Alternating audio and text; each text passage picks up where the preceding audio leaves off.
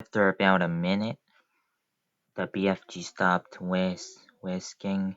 The whole bottle was now full to the brim with large bubbles. They were almost exactly like the bubbles we ourselves blow from Sophie water, except that these had even brighter and more beautiful colors swimming on their surfaces. Keep watching, the BFG said. Quite slowly, the topmost bubble rose up through the neck of the jar and floated away. A second one followed, then a third and a fourth. Soon the cave was filled with hundreds of beautiful colored bubbles, all, all drifting gently through the air. It was truly a wonderful sight. As Sophie watched them, they all started floating towards the cave entrance, which was still open. "They're going out," Sophie whispered. "Of course," the BFG said. "Where to?"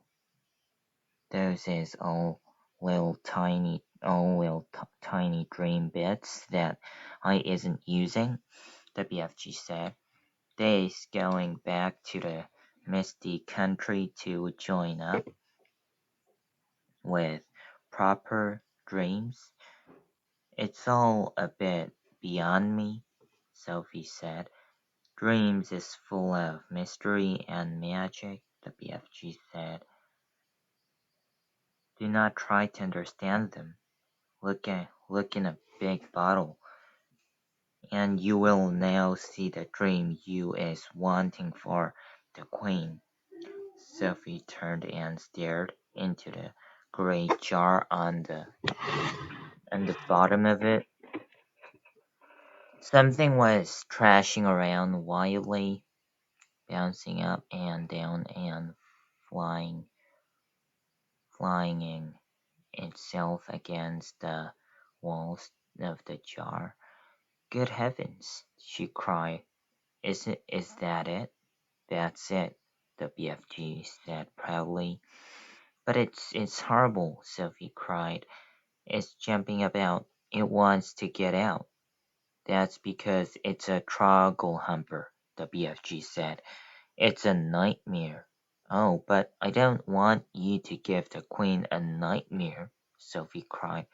"If she's dreaming about giants guzzling up little boys and girls, then what is you expecting it to be except a nightmare?" the BFG said. "Oh no!" Sophie cried. "Oh yes," the BFG said. "A dream where you is seeing little childers being eaten is about the most frightsome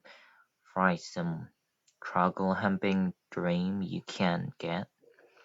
It's a Kixie bog-thumper, it's a whoopsie grub switcher, it is all of them, riddled into one.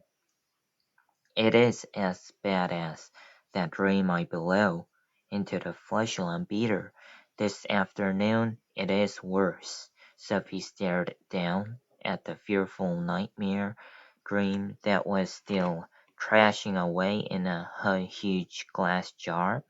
It was much larger than the others.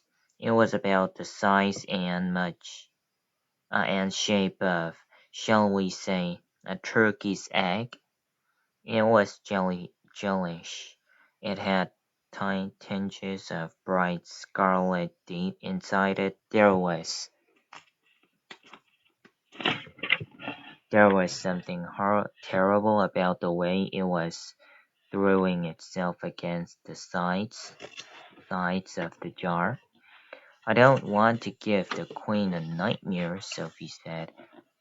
I is thinking,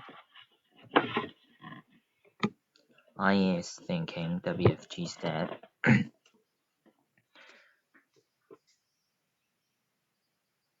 And then that your queen will be happy to have a nightmare if having a nightmare is going to save a lot of human beings from being gobbled up by filthsome giants. Is I right or is I left? I suppose you're right, Sophie said. It's got to be done.